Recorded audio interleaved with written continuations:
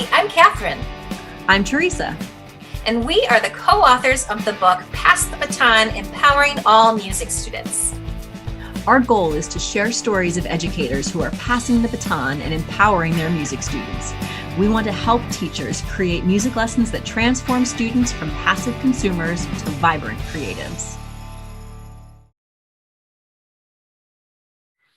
All right. Hello, everybody. Welcome back. Thanks for being here. It's kind of exciting these days, Catherine, that we're recording these interviews and not only knowing that they're going to be on YouTube, but also as a podcast. So that was one of the exciting things that we were able to release in November for the book birthday. So that'll be my chance to remind and maybe ask if people wouldn't mind, if you have not yet subscribed to the podcast or subscribed on the YouTube channel, please make sure you do that. And then also something that really helps us a lot is if you're able to leave a rating and a review. That will help just get this message out to more and more music educators. So please consider doing that. So today we're joined by Shemeka Nash. Shamika, I actually got to meet Shamika through Women Band Directors, which has been such a fabulous way of meeting new people, but then discovered some of her work online as well that she's been doing with modern band. So Shamika, thank you so much for being here today. Thank you so much for having me. I really appreciate the opportunity. Of course. So maybe can you take a minute, introduce yourself, just tell us about your background and your current teaching situation? Sure. Again, I'm Shemeka Nash from Chicago, Illinois, and I teach at Morgan Park High School in Chicago, and is located in the Beverly Morgan Park area of Chicago. So it's far south in Chicago. And Morgan Park High School is grades 7th through 12th grade. So I teach 7th through 12th grade band. I'm the Fine Arts Department chair and the director of bands as well. Oh, wow. That's awesome. In 7th through 12th grade, that must be so much fun to have the students for that long to really see them grow. Yeah, in Chicago, also, sometimes 8th graders can choose to go to other schools. So Morgan Park High School is not selective enrollment, it's a neighborhood school. Mm-hmm. So some students want to go to selective enrollment schools like Whitney Young High School, or they may choose to go to Brooks College Prep or something like that. But for the most part, we keep about, I would say, 30% of the 8th graders at Morgan Park, and the rest of the students tend to choose other selective enrollment schools. Okay, that's really interesting. Mm-hmm. Yeah, well, one thing we were reading about you was that you became interested in student-centered learning. And I guess, what does that look like or translate to the band program? Well, I think that I always sort of naturally felt that the students should have an opinion or some input into the repertoire specifically. And even with my concert band program, I would allow students to go on to J.W. Pepper and at least pick one piece. I would always have a senior that would like to go back and conduct a piece that they played at some point over their 4 to 6 years at the school. I would let them go back and pick a piece. And so I think that's really important for the student buy into the program. I also think that is really important because it helps the students to really connect to the repertoire because it's something that they're interested in. And, I just really like the student-centered approach because it helps the students to, I feel like, connect to whatever we're working on a little bit more, rather than if I dictated everything that we would be doing. Yeah. Absolutely. I found the same. It's one thing for us to just tell the students what they should be doing and what they should be learning, but to find out what's important to them really makes a difference. Yeah. And I was always taught that curriculum is really a journey that you're supposed to take with students. So there's not a straight path through the curriculum, I should say. We already know what the standards are going to be for the year. But in order to make the curriculum have meaning, you kind of have to allow the students to journey through different paths to get where we're going. And the only way to do that, I think, is with the student-centered approach. Yeah, I totally agree. And that also, the way you phrase that with being a journey fits so well with that idea of being the guide on the side, right? You're the guide on that journey. You're not leading it. You're just helping them along. That's so important. So one of the things it sounds like you've implemented is a modern band program as well. And how does that fit into what you're doing at the school? And how does that fit in with this student-centered idea? Yes, in Chicago, we were introduced to Little Kids Rock, and Little Kids Rock is basically a modern band program. So if you haven't heard of modern band, it's basically allowing the students to play rock music and R&B and hip hop as authentically as possible. So that means using the drum set, using electronic guitars, using drum machines and different things of that nature. And it started when I was teaching general music, and I didn't want students to play recorder in high school. I thought that was completely inappropriate. Those were the only instruments that we had available for high school general music class. So we wanted to have sort of like a practical element where students would have an opportunity to like apply some music theory and history concepts to an instrument, but the only thing we had available was the recorder. So I found out about Little Kids Rock, and that you get like a classroom set of guitars if you complete the teacher training. Well, I just signed up immediately, so and then so that's how I started with general music. And then I think later on I was going to get the general music students to come to a performance, and the only way I could do that is to get them to come after school. Well, of course, the band kids are hanging out after school, and they wanted to know who were all these kids coming in, because they weren't in the band. When I say the band, I mean marching band, jazz band, concert band. And they were hanging out trying to figure out what's going on. Are they going to be joining marching band? And then they saw the kids pull out the guitars and, all these other different things. And the kids in the concert band said, well, wait a minute. Can I join too? I was like, of course you can join. And then they wanted, well, can I play guitar? Of course you can play guitar, And then I found out students that were in my concert band could sing. I said, wait a minute, what do you mean you can sing?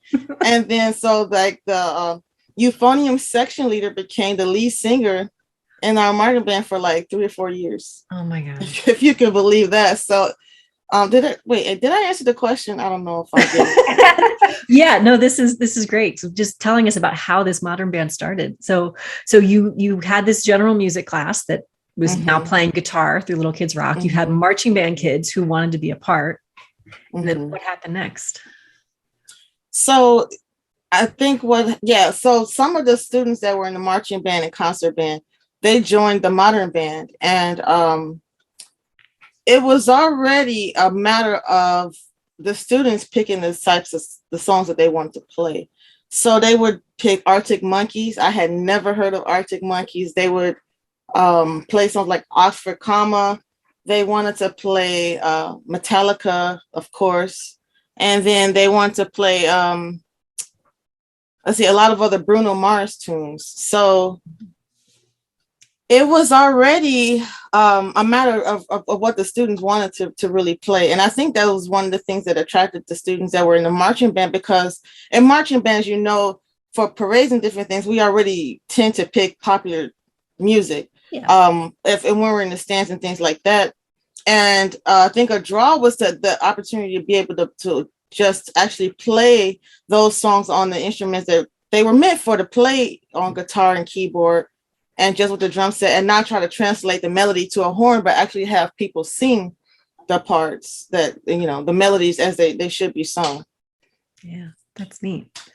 Do the students also, I'm trying to figure out how to say this. Do they help in rehearsals? Like, will they give each other feedback, and will they act in that respect as well? Yeah, especially the students that sing, because I'm not a vocalist. I'm not a vocal education major at all. My primary instrument is saxophone. So the students that could sing, I would just handle it the same way as concert and marching band, in terms of them having their sectionals and leading their own sectionals.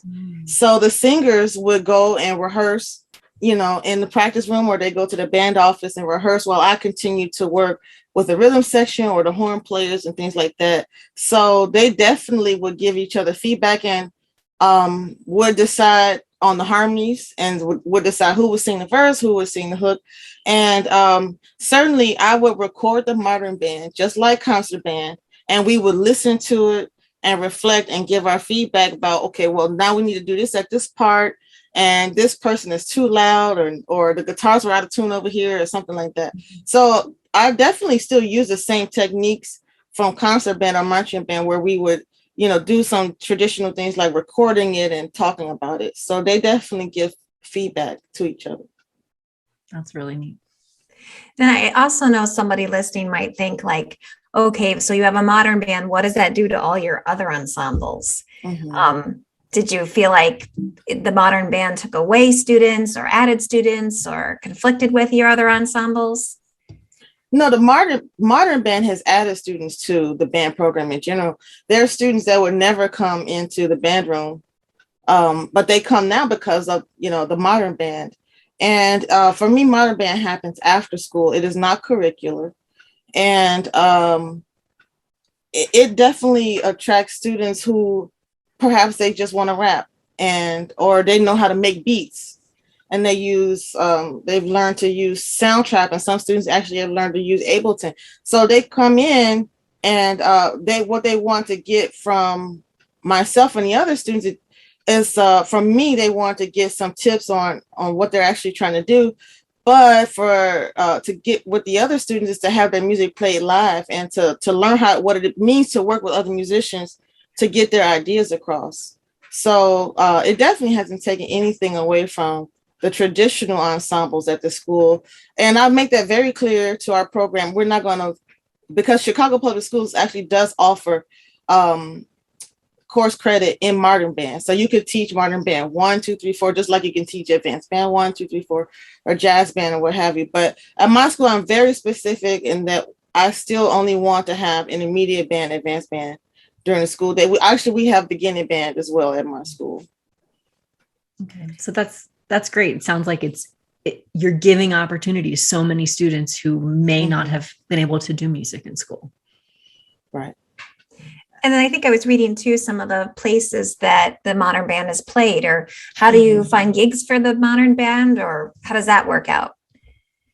So some of the gigs that we've played at have come through Little Kids Rock, and others have come through working with other Chicago public school teachers that also have modern band programs. So we played at Subterranean in the city, and that came through Andy, who used to work over at Sullivan High School, and his parents helped to book that, to book the club for that date. And Little Kids Rock, so we would have a jam fest at the end of the year, which is the equivalent of a regular concert band festival, if you will, where you go, you get adjudicated. But for modern band, everybody would go and just play. So they would book a regular club for the modern band on a Sunday, when obviously it's slow, and it's kid friendly on a Sunday afternoon. And we would go there, there's professional sound and lighting and so on and so forth. And it'd be like pretty much a full afternoon of actually elementary through high school modern bands performing. So that's how we got a lot of the performances were through Little Kids Rock and other colleagues that wanted to do the same thing. I love that. Yeah. You talk a lot about, how the process of learning is very important, equally important to the performance. And I believe that 100%, but the fact that you are still giving these kids that performance opportunity, right? That's a big deal. It's so much different than just sitting in the band room after school playing, or, sitting at home in your basement with a couple of your buddies, but to be able to perform on a real stage and have that experience, to feel like professional musicians, that must be so exciting for the kids. Yeah, it is. And that's a part of the entire learning experience as well, is learning how to go onto stage and to plug into an amplifier, or learning how to listen to monitors. So one of the things that's very important to me in my program, whether it's concert band, marching band, jazz band, or modern band, is to make sure that the music is played authentically as possible. So in our modern band, our principal, and I don't have a budget at all, like I have zero budget, But our principal over time was able to buy like a drum machine for the modern band. And I had a colleague that helped raise money so we can get monitors. So, and a mixer and things like that. So I would set up rehearsal just like we're going to go to, if we were going to Reggie's Rock Club or the Metro, and have a monitor over with the drummer, have a monitor for the singers. To every student in the modern band knows how to use a mixer. Everybody knows how to use the microphones and things like that. And so those will be our dress rehearsals. And I don't view it any differently from having a marching band do a full dress run for the homecoming field show, or if I'm going to take the concert band to festival and we practice in the auditorium and we practice all of the pieces and so on and so forth. So I treat the modern band just like the other ensembles. And I think it's really important that all of the students know what it means to really be able to listen through a monitor and adjust and stuff like that as well. I think we were just talking earlier today that not all teachers know how to use a microphone and a mixer. We know how to plug in the microphone, but then what do we do? Right. What great skills the students are learning. And skills and that was a learning process for me as well. I'm sorry, go ahead. No, I was just going to say skills that will carry them through. But yeah, I'm sure. Was that for you? Because prior to that, you had taught concert band and marching band, right? That's correct. And so what I would do is talk to colleagues that I knew that knew how to use the mixers and do sound. So we hired an alum at our school. His name is Matthew Kerr. And he is now our guitar teacher because the program expanded, so we had to hire him. But he knew how to he has his own band and he knows how to do those things. And also would go to the Modern Band Summit that they have in Fort Collins, Colorado. It's sponsored by Little Kids Rock. And so it's basically the Midwest for Modern Band. And they would have a session on, this is a mixer, this is what these buttons do, so on and so forth. So I would go in July to that, and that's how I learned how to do all those things. And also, like I said, working with other colleagues and taking notes and getting in there and having to learn how to do it so that I can teach the students in Modern Band as well. Yeah. What great modeling that is for your students. You didn't know how to do something, so you took the time and just looked, who can I talk to? Who can I learn from? Who can I? Absolutely. Absolutely. And it's the same model that I will use with jazz band, because we're in Chicago. There's so many jazz musicians around all the time. So I was able I can call them and say, hey, I need help with this, or can you recommend that? So I took the same model for Modern Band. Who do I know that has a rock band or a hip hop group? And I would call them and say, okay, I need you to come up here and help me figure this out. And they would come by and help me as much as they could. Yeah. That's what's awesome about our profession. Yeah. Mm-hmm. So if someone listening, they teach concert band or they teach choir or orchestra, very, kind of traditional program, and they're thinking the wheels are turning, they're interested. Where would you recommend they start? Like, where could someone, what's the first step? To starting a modern band, or just with the student-centered part of it? Yes, both.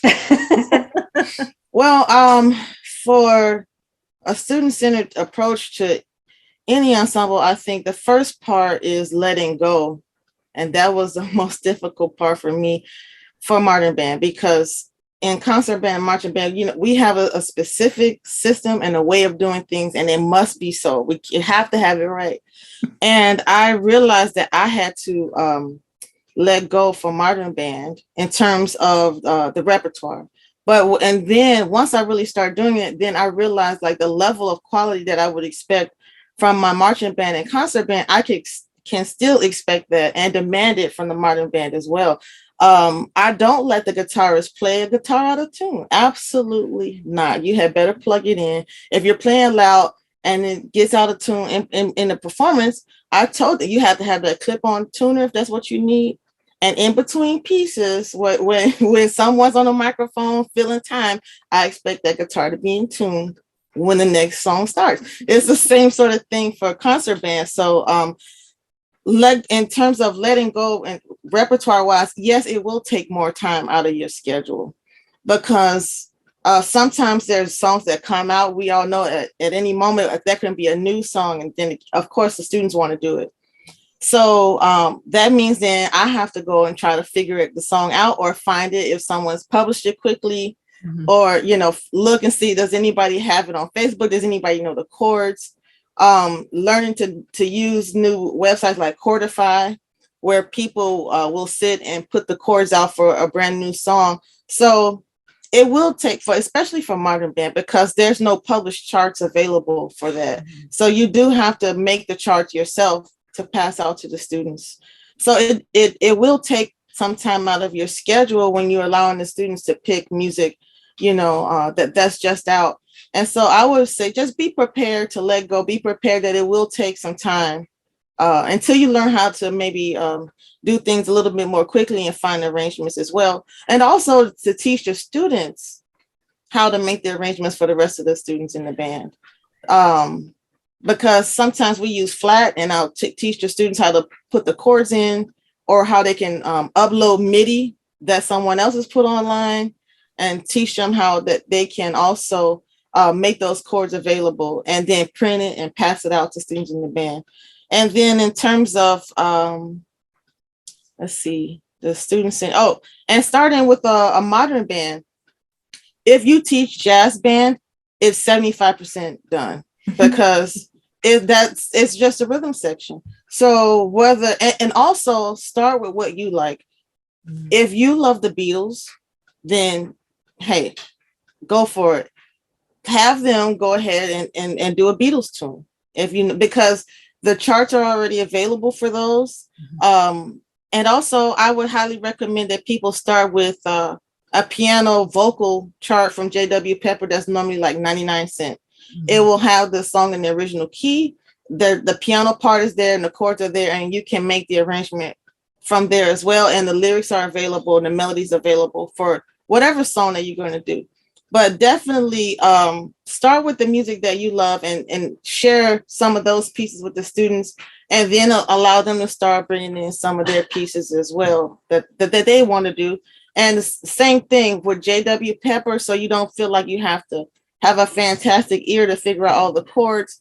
Get the piano vocal charts from J.W. Pepper for those popular songs. Do you have some students currently who will help with making arrangements and doing things like that? Well, those students have graduated now. And certainly since the pandemic has has me at ground zero, the answer to that for this year is no, absolutely no. I am doing all of the arrangement right now because like I said, the students graduated, and last year there was little to no modern band happening at all last year during 2020. So it's understandable. It sounds like I know a lot of people are in a similar situation. Well, hopefully you have some young students who will be inspired to try their hand and take a little bit of that off your plate. I'm sure. Yeah. So if people wanted to connect with you, how do they get in touch with you and learn more about what you do? Well, they can reach me through my email address, and they can find that on the CPS website, the morganparkcps.org. Okay, and they can email me at slnash@cps.edu. Great. And we'll make sure we put a link to that as well. Awesome. Well, again, thank you so much for taking the time to talk to us about this. It's so exciting to hear about, things that teachers are doing and how they're getting the students involved and just giving more students the opportunity to make music, because that's always the goal. So thank you. We appreciate your time. Thank you so much again. Thanks for joining us. Make sure you subscribe below. And follow us on social media. I'm at Musical Teresa. I'm Singing Finch 1. And you can follow the hashtag Pass the Baton Book.